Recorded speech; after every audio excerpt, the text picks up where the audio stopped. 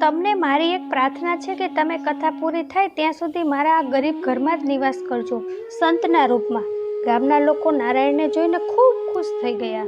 બીજા દિવસથી ભાગવત પુરાણનો પાઠ શરૂ થઈ રહ્યો હતો. કલ્પના કરો કે ભગવાન સ્વયં કથા કહે છે. બધા લોકો ખુશખુશાલ હતા. દૂર દૂરથી લોકો ભાગવત સાંભળવા માટે આવવા લાગ્યા. નારદે આ બધી હકીકત માતાજીને કહી અને કહ્યું કે માતા, તમે આ સ્પર્ધા હારી ગયા એવું લાગે છે. પછી લક્ષ્મી માતા કથાના 5મા દિવસે તે જ ગામમાં ભિખારીના વેશમાં આવ્યા. તેણે જોયું કે લોકો પાગલની જેમ આ કથા સાંભળવા માટે દોડતા આવે છે. માતાજીએ ઘણા લોકોને રોકીને કહ્યું કે હું ઘણા દિવસથી ભૂખી છું, મને થોડુંક ખાવાનું આપો. પણ કોઈ તેની વાત તે સાંભળતા નહોતા. થોડા સમય પછી એક સ્ત્રીએ તેને થોડુંક પાણી આપ્યું. તે વાસણમાં પાણી પીધું અને તે વાસણ જ્યારે લક્ષ્મીજીએ પાછું આપ્યું તો સોનાનું બની ગયું હતું. તે સ્ત્રી લાલચમાં આવીને રોકાઈ ગઈ અને કહ્યું કે હું તમને ભોજન કરાવ્યા વિના નહીં જવા દઉં, કારણ કે તેના મનમાં એ નક્કી થઈ ગયું હતું કે તે ભિખારણના હાથ પારસના છે. જે વાસણને હાથ લગાડશે તે વાસણ સોનાનું બની જશે.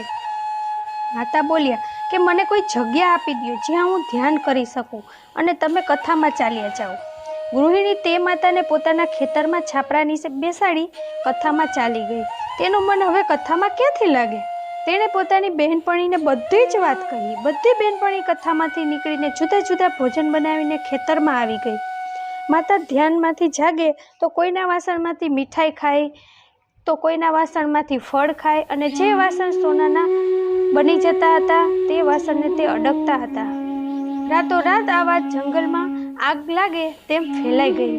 સવારે લોકો લાઈનમાં માતાના ભોજન અને પાણીના લોટા લઈને બેસી ગયા. કથા પૂરી થવાના 6થા દિવસે કથા સાંભળવા માટે 1-2 માણસ જ વધ્યા હતા. બાકી બધા માતાના ચરણોમાં બેસી ગયા. નારાયણ સમજી ગયા કે માતા લક્ષ્મી હવે મુકાબલામાં આવી ગયા છે. તેણે સરપંચને કહ્યું કે કાલે ભોગ લગાવવાના સમયે બધાએ આવવું જરૂરી છે. સરપંચ પણ ઉત્સુકતાથી માતાના દરબારમાં પહોંચી ગયા. તેણે જોયું કે જે લોકો માતાને ભોજન આપતા હતા તે વાસણ સોનાના બની જતા હતા. સરપંચ પણ લાલચમાં આવીને બોલ્યા કે માતા, તમે મારા ઘરે આવીને ભોજન કરો. માતા બોલ્યા કે તે એક શરત પર આવશે, જો તેના ઘરમાં જે સંત છે તેને બહાર કાઢી મૂકે તો.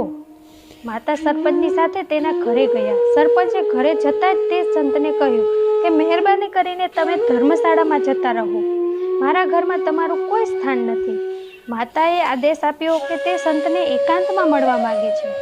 હવે માતા અને નારાયણ સામે સામે હતા. માતાએ કહ્યું કે હે નારાયણ, હવે તમે મને કહો કે તમને જ્ઞાન થયું કે નહીં? લોકો કેટલા બદલી ગયા છે. તે ફક્ત ધનના લાલચી છે. એટલા માટે જ લક્ષ્મી એટલે કે મારું જ વરદાન માગે છે. તેનાથી તેને સુખ શાંતિની કોઈ જ ચિંતા નથી. ત્યારે નારાયણ કહે છે કે તમે જીતી ગયા છો માતા, અને હું હારી ગયો છું અને મારી હાર સ્વીકારું છું. લોકો હવે તારી જ પૂજા કરે છે. માતાએ કહ્યું કે હે શ્રીધર, તમારું આ અનુમાન ફરીથી સાચું નથી. તમારા વિના તો હું અધૂરી છું. આપણે બંને મળીને જ પૂર્ણ થઈએ છીએ. તમારા વિના મારું કોઈ અસ્તિત્વ નથી.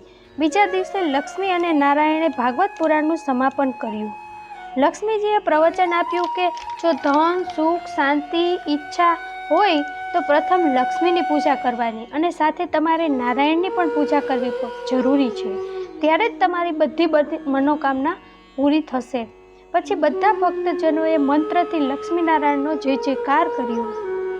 ફરીથી મળીશું મિત્રો આવા વિડીયોમાં. ત્યાં સુધી તમારું ધ્યાન રાખજો, હસતા રહેજો અને હંમેશા ખુશ રહેજો.